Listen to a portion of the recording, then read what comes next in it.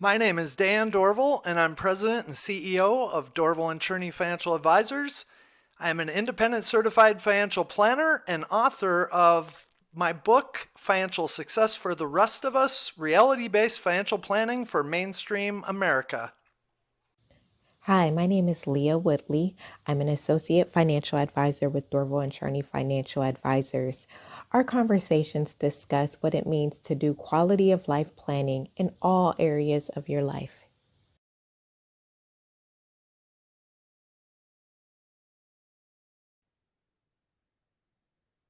Dan, we always talk about how dynamic life is and how sometimes you just don't know what to expect. And because of that, sometimes people get a late start when it comes to saving for retirement. What would you tell that person who is having to catch up maybe in their 40s or 50s and they feel behind? Well, we do see that actually fairly often. A lot of people, they got caught up in the idea that, okay, when I had kids, I focused most of my attention on the kids. Maybe daycare was expensive, and then maybe kids' activities were expensive. There was always something that was a bigger priority that was, pulling at their resources, and retirement was kind of out there a ways. And so they prioritized saving for today. So we do see quite a few people coming to us, mid to later 40s or even into their 50s and saying, "Hey, I have resources now. Maybe my kids are older, and what do I do? How do I catch up?" And the first and most important thing is we always bring them back to the hierarchy of cash flow that we always talk about. We want to make sure their foundation is strong wherever they are in life. So we want to make sure, the lower level they're getting their employer match. We want to make sure they're paying off any high interest debt. So if they did accumulate credit card debt or something like that, we want to focus on paying that off and then increasing the cash flow available for savings. We want to make sure they have an emergency reserve. So those are those first three layers of hierarchy of cash flow. Now, once they get through that, they may not feel like they're making progress towards retirement, but that foundation being strong builds their momentum to be able to now move into saving more for retirement, consistently saving more for retirement. And then it becomes okay, once you've reached that point. So this is a work in progress. Once you've reached that point, now we have further discussions about when do you want to retire? What does it truly take you in order to, be able to maintain quality of life when you're no longer working? And then we're going to have a very realistic conversation with them about, okay, what is your timeline for being able to get there? Yeah. One other thing I want to point out is that when you do take care of those foundational pieces, especially paying off that debt, you tend to see that you need less in retirement. So that also helps with putting that retirement puzzle together. Now, have you had any scenarios where, um, you've seen people be able to make that adjustment from maybe thinking they needed one amount in retirement and then realizing, maybe I don't need so much in retirement and I don't have to save so aggressively. Well, we've had a lot of people who are successful with this process. Usually it requires some very realistic conversations up front. And for many people, it's really just this inertia of life where maybe they have two incomes, they're making good incomes, they're used to spending, just not really paying attention to what really brings them quality of life. So all of a sudden the dinners out are more expensive and the car is more expensive and the toys or the vacations and whatever just become more expensive. And when we focus on those first layers, a lot of times people start to go, okay, hold on a second. If I'm committed to doing this, that money has to come from somewhere. And they'll be able to cut back in order to accomplish these goals. And now when they maybe pay off their debt, they might say, hey, I was applying $1,000 or $2,000 a month to this. I can turn around and just save that directly for retirement. We've seen a lot of people have success with that. Now, some of them go so far as to say, okay, we're going to live on one income, because when we retire, we're probably in most cases not going to have as much as like a two earner household. They're usually going to have less income in retirement. You have to almost practice that up front, and it really starts to get you thinking, what really brings me quality of life? Because in today's world, there are so many things pulling at your money. And if you really prioritize quality of life, you can start to say, well, I don't need that. I don't need that. What do I really truly want to do? And when you do that, it starts to become easier to think about spending. Absolutely. I think it's great to just start systematically looking at those things that you are spending money on and seeing, is this really bringing me quality of life? I know, I think it's Marie Kondo who says it's a sparking joy. So you have to consider those things. What is actually bringing you joy and quality of life in your life? Now, when it comes to retirement, um, you recently had a meeting with what may be an anomaly to most people. Do you want to talk about that? Well, we help people from hospitals in general, and a lot of the nurses that we help, they will commonly be from other countries. I mean, I have helped people from 6 different continents, no Antarctica yet, but we'll see if that ever happens. And these people come in, and it's absolutely fascinating how different cultures will view finances. And we recently helped a couple. They were both from Vietnam. They've been here for a long time. They both have good careers. She works part-time as a nurse. He works as a technical person, in the technology world, and makes a really good income. So he's doing well. And we find out, we're meeting with them, and we find out they're living on one income. And normally you would guess they're probably living on his. He makes substantially more than her. But no, no, no. Culturally, they're living on her income, which is a pretty modest income because she's working part time. They're saving almost all of his income. Wow. And I looked at that and I'm like, do you feel like you're skimping? And I asked them that. And they said, well, no, not at all. I mean, they live relatively simple lives. They find joy in the things like, cooking or family or, just being together. And you don't have to spend a lot of money to find joy. Hmm. And in this case, they had saved so much money and they needed so little money in order to maintain quality of life. I'm like, you can retire anytime you want, but yet they get meaning and purpose out of their work. So when I said you can retire anytime you want, they didn't say, well, I'm quitting tomorrow. They just wanted to know that they were okay. And they took a Mm, lot of satisfaction in that.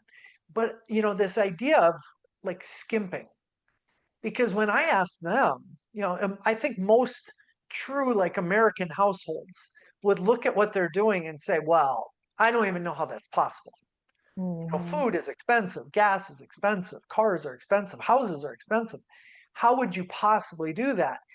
And yet at the same time, when I ask them, they're like, we're doing everything that we want to do. They take a trip back to Vietnam every year. It's a fairly expensive trip. They are doing a lot with their family. They are, really living life and having good quality of life. And yet they're doing it very modestly. So these things are absolutely possible. What it takes sometimes is a little bit of a change of perspective. And in many cases, coming to see us will change that inertia of your life just kind of progressing. And now you start thinking in terms of, well, what do I really need?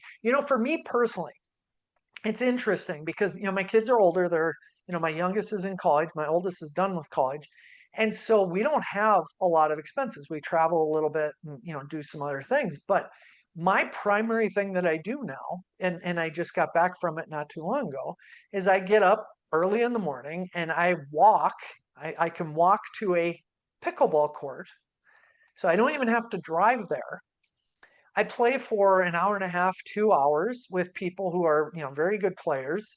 You start to get to know these people, so you get a social element, you get, exercise, you feel great when you come back from this. And yet at the same time, it costs me virtually nothing. I mean, a paddle is $75 and balls are a couple bucks here and there.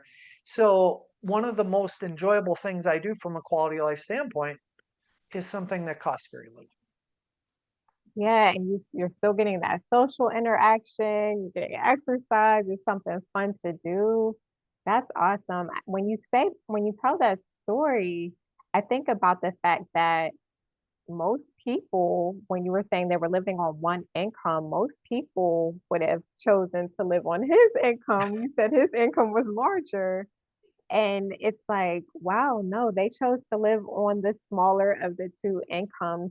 Do you think, and I know you said they were from Vietnam, do you think for us who are in America, in the Western world, we've grown up in a certain society and certain cultural norms? Do you think it would be harder for us where we've not seen that type of, we've not been around that type of mindset? Do you think it would be harder for us to make that perspective shift? Well, this is a more complicated type of topic because I grew up in Western North Dakota. It was a very poor area. My grandparents both had gone through the Great Depression. They still lived life in a way that was like you didn't go and just spend money frivolously. And when you ate a meal, you used all of it. You didn't waste. And then when I moved, here and started to see how different people lived, I mean, waste was nothing. People think nothing of going out for dinner, spending a lot of money on a dinner and eating half of it and, certainly not taking it home or anything and just wasting it. And so much of our culture now is you waste experiences, you waste resources, and you think nothing of it. It's almost like you take pride in it. Mm, And it's an interesting perspective because for me personally, I've never really, I've always struggled to understand it. But when my dad started to make more money, he had never had money in his life.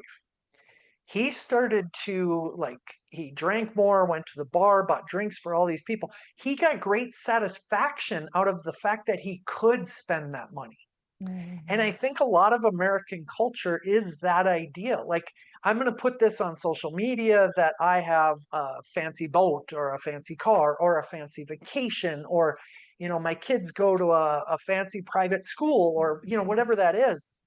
And it's almost a, look at me type of society mm. where they get some gratification out of that, but yet at the same time, does it really bring them quality of life? Are you just chasing your tail? So I don't know. How do you deal with that in your life? You've got kids in school, and you're out in Maryland. It's a different world out there. Like, how do you deal with that? I think for me personally, I've never grown up in a wealthy environment. So I'm more so very frugal. I value experiences over things. So even with our kids, I will spend money on experiences. But I just don't get caught up in the things. And I try to make sure that we're teaching the kids not to be materialistic because it is easy to do so. I do think that I see some entitlement in them. So we're trying to work on that and just show that, not everyone has the privileges that they do. But I think it takes being intentional. And as you alluded to when you were talking about your grandparents growing up in the Great Depression, I think that your experiences shape how you handle money, how you treat money, how you think about money and things, and just quality of life in general. So I think my experiences had an impact on me in a certain way that I'm trying to make sure my kids um, are prudent with their finances, but also know what is important and to know what's important to them as well. I think that's a great point about the entitlement mentality and how hard it is for parents to instill good values in their kids. I mean, you have a successful household, you're able to provide them with things that, you would feel good about providing. Most parents want to provide a better life for their kids than they had for themselves. And yet it's a difficult balancing act to say, Well, how far do you go with like privilege and doing Mhm. things like that? And then do your kids truly appreciate that? So I think it's Exactly. an excellent point. Yeah. Was there anything else that you want to add to this conversation? Well, I think the biggest key for most people is they have to start somewhere. Yes. If you feel like we started this conversation with people being behind, Mhm. and if you're behind, some people just give up. And you can't give up. You have to start somewhere. It's kind of like exercising if you haven't exercised in a long time. You might not be able to do much right away, but if you start and you take that first step, now the next step gets a little easier, the next step gets a little easier. And that's really what financial planning is all about, is to empower people to take that first step and move in a positive direction towards improved quality of life. I love that. That is so important. Well, thank you so much for all the tidbits you provided to us. And if you have any questions, we would love to see them in the comment box below. Until next time, have a good one. Thanks, Leah. Thank you.